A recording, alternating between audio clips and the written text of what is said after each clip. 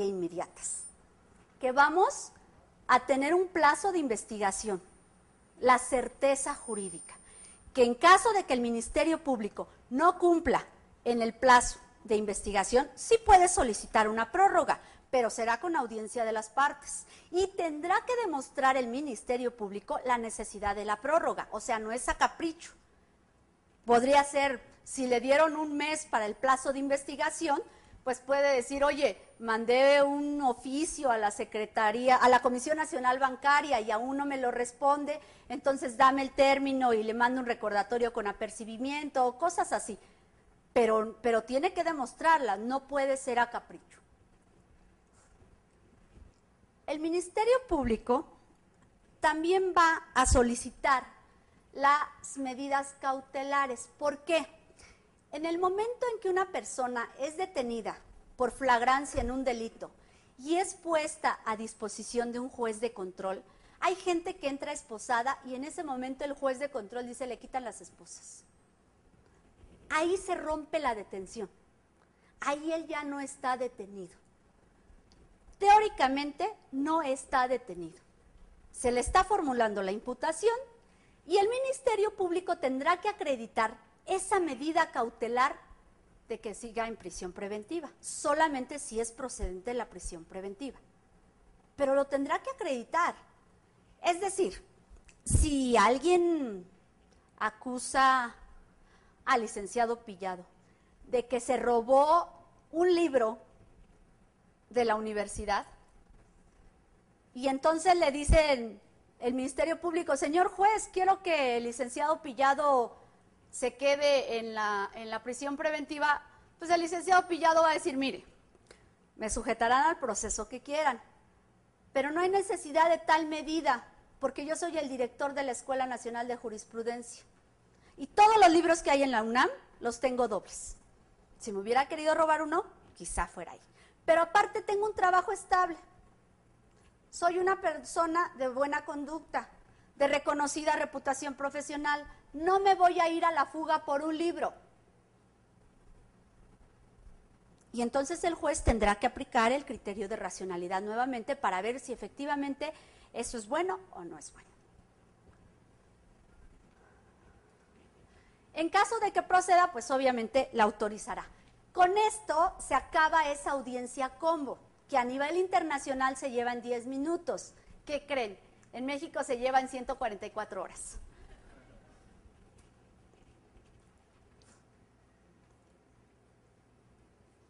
Viene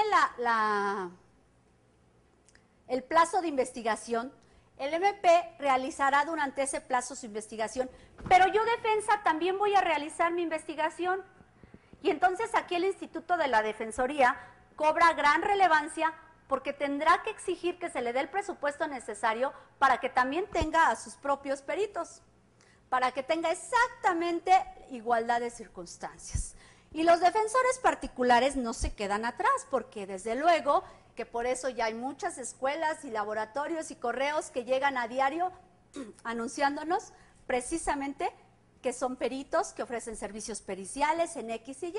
Entonces seguramente que el despacho serio tendrá que amarchantarse con uno que sea muy bueno, pero tendrán el mismo periodo, el mismo tiempo. Ahí sí hay igualdad de circunstancias, ¿no? Vence el plazo de investigación y ¿qué creen? También concluye con una determinación. Y esa determinación se llama la formal acusación. ¿Y qué creen? En México es escrita. Sí, el mismo machote que utilizaban para el pliego de consignación, lo utilizan ahora para hacer su formal acusación. Solamente que ahora hay una diferencia. Y esa diferencia es la que más me gusta. Se fijan que en el periodo anterior ya hubo un ofrecimiento y desahogo de pruebas. Ahorita no ha habido desahogo de pruebas ni ofrecimientos, solamente ha habido recopilación de pruebas, que eso es el tiempo necesario que tenemos para preparar nuestra estrategia. Bueno, resulta que... ¿Por qué hice eso? vamos a hacer una comparativa de la gran diferencia que representan los sistemas. Y entonces aquí vemos la denuncia o querella en la averiguación previa.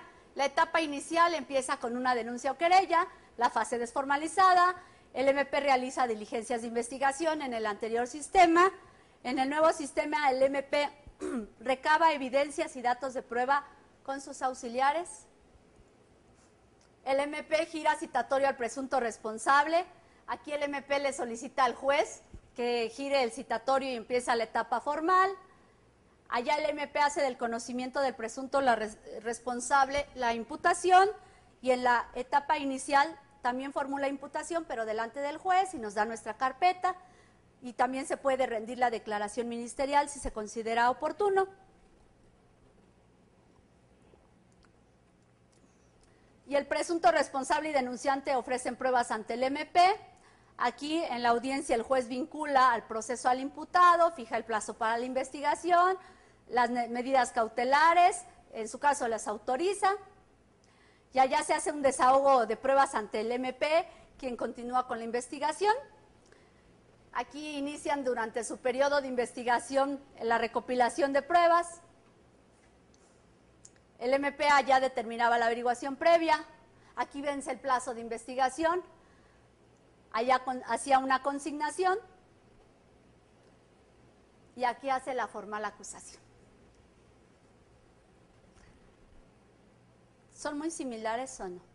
La averiguación previa y la etapa inicial. Claro, la etapa inicial tiene sus ventajas. Nos va a traer mayor transparencia, se va a combatir focos de corrupción, pero algo que es muy importante, ¿cuántas veces escuchamos a una persona decir, fíjese que vengo con usted porque contraté a un abogado que me robó? Es que era familiar de un amigo, pero mire, lo que pasa es que ese abogado se dedica al derecho agrario. Ese abogado no tenía cédula. Nunca me di cuenta que realmente me decía que él entraba y el que lo llevaba era el defensor público. ¿Cuántas veces los defensores públicos se enteran de abogados que cobran las perlas de la Virgen y a la hora de la audiencia no saben ni llevar a cabo una buena audiencia? No hay miedo entonces, no debemos tener miedo, los abogados que nos preparamos, a la transparencia, a la publicidad, a la colegiación. No debemos de tener esos miedos. Yo escucho luego a muchos de mis colegas decir, no, bueno, pero es que yo ya estudié, ¿yo por qué voy a volver a estudiar? Si no se trata de que volvamos a estudiar, se trata de que ejerzamos lo que está en la letra, porque los principios ya los tenemos. Solamente es que se ejerzan siempre de manera transparente y eficaz. La preinstrucción empezaba con la declaración preparatoria y en la etapa intermedia, ojo, que esta es una de las cosas que más me gusta. Ya no vamos a meter aquellos amparos buscatorios para ver qué juzgado cayó la consignación, para ver si ya libró una orden de aprehensión, etcétera, etcétera. No, señores. Ahora, como en la vía civil, cuando el Ministerio Público mete por oficialía de partes la formal acusación, la mete con copia para nosotros. Y el juez que la recibe, lo primero que hace es mandarnos a notificar. ¡Hey, soy el juez tercero! Aquí está tu investigación, aquí llegó. Y te voy a señalar, y aparte te corro traslado de tu formal acusación, de tu pliego de formal acusación. Y aparte en ese pliego de formal acusación, ya el Ministerio Público dice qué pruebas tiene en tu contra. ¡Qué maravilla!, ¿no? Y te voy a fijar una fecha para que vengas a la fecha de audiencia intermedia, la audiencia de preparación a juicio, para que vengas y ofrezcas tus pruebas. Señalan aproximadamente entre 15 días y un mes para que se lleve a cabo esa audiencia intermedia, donde va a ser el ofrecimiento y admisión de pruebas. Ahí obviamente también se tienen que hacer valer las cuestiones incidentales, como son, por ejemplo, una prueba obtenida de manera ilícita, una prueba fabricada, peritajes irreproducibles, etcétera, etcétera. ¿Por qué? Porque si el Ministerio Público dice, bueno, pues es que yo tengo un video, ok, Ministerio Público, vengo a ver el video. No es que no te lo puedo prestar, ¿no me lo prestas? Ok, perfecto. Señor juez, esa prueba no la conocí. ¿Sí? Hay una lealtad en el sistema que el Ministerio Público se tiene que quitar de la mente, que es un órgano integrador, así como los abogados nos tenemos que quitar de la mente que solamente defendemos gente inocente. Vamos a tener que luchar por el principio de lealtad. Cuando protestamos ser abogados, yo no recuerdo, no sé si alguien de ustedes protestó, que todos mis clientes serían inocentes. Y creo que ningún ministerio público protestó que todo lo que él tomara sería acusable y culpable. No es cierto. Somos buscadores de la justicia. Si nuestro cliente es culpable, tenemos que buscar las mejores condiciones, la mejor asesoría, aprovechar las fallas técnicas, pero tenemos que tener lealtad con el sistema. ¿Sí? Bueno, y entonces en la preinstrucción pedíamos la duplicidad del término y volvíamos a ofrecer pruebas. Aquí ya nada más viene la audiencia que les comenté, que es del ofrecimiento y admisión de pruebas. Allá teníamos un auto de término constitucional que era el que nos decía está sujeto a un proceso. ¿Qué decía el 19 constitucional? Existen elementos para acreditar que se ha cometido un delito y tu probable responsabilidad en él. ¿Sí? Y entonces acá tenemos un auto de apertura a juicio oral en el que nos dicen por qué delito nos van a continuar el proceso, cuáles son las pruebas que se van a desahogar y vamos a pasar a la siguiente etapa. ¿Son muy diferentes?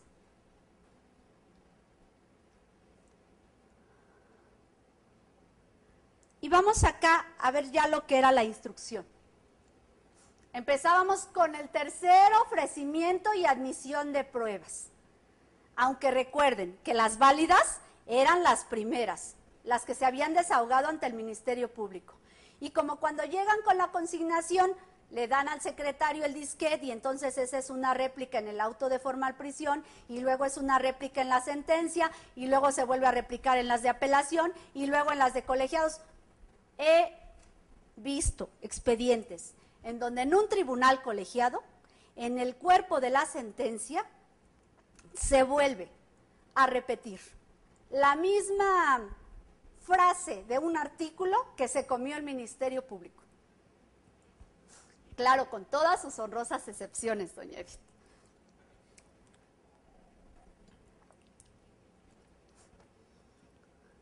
Bueno, acá iniciábamos entonces con el ofrecimiento de admisión de pruebas y en el nuevo sistema con el alegato de apertura, con proponer nuestra teoría del caso.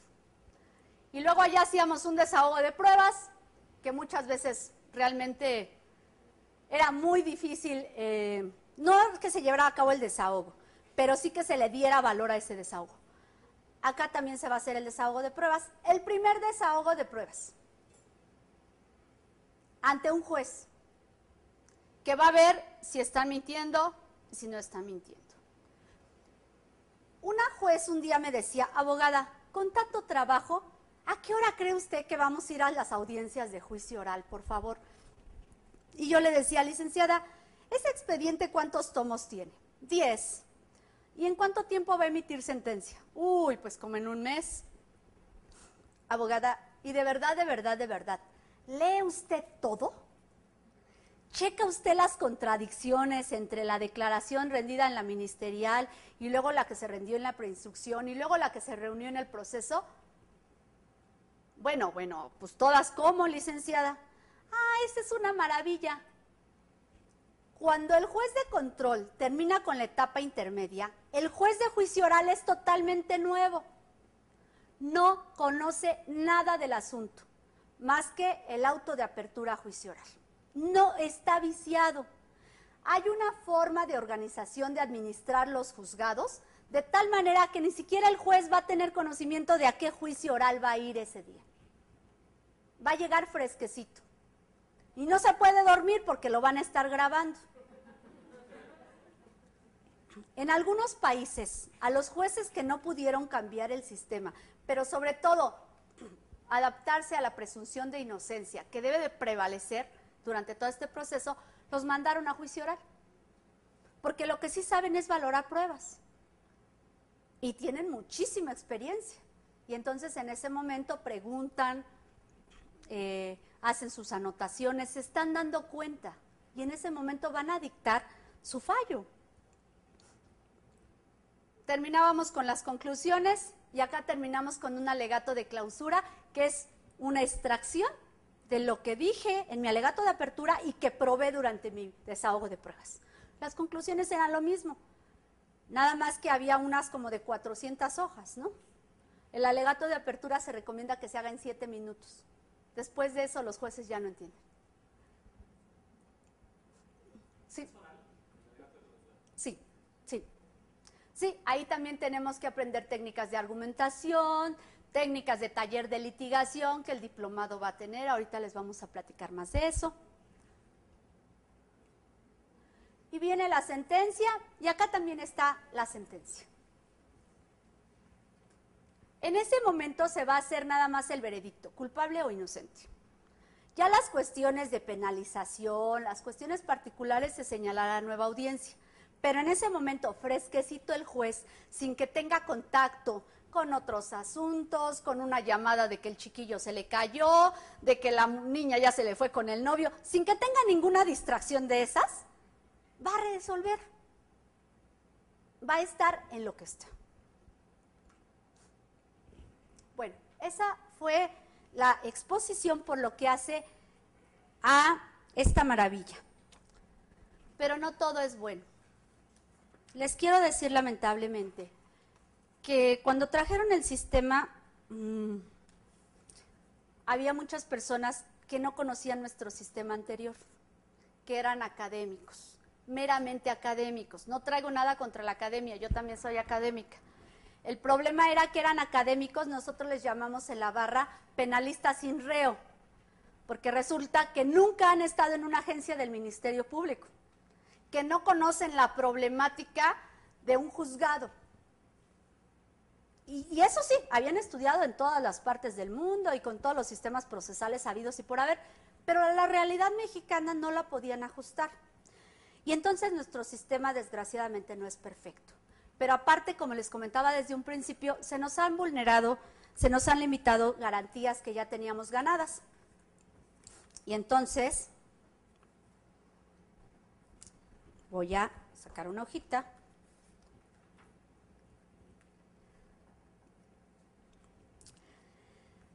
El artículo 20, fracción primera, contenía un artículo que, contenía una previsión de que la garantía, la fianza, fuera asequible al inculpado. Entonces, cuando el monto era totalmente desorbitado, ¿qué hacíamos inmediatamente? Un incidente de disminución de caución, con fundamento en el 20, fracción primera, ¿verdad? Era algo que todos promovíamos. ¿Qué creen? Desapareció. Otro tema preocupante, y creo que es todavía más preocupante, son los efectos de la calificación de la legalidad de la detención. Fíjense que en Chihuahua, en Morelos, hicieron una contrarreforma para adecuar algo que viene en el proyecto de Código Federal de Procedimientos Penales y que realmente se me hace aberrante.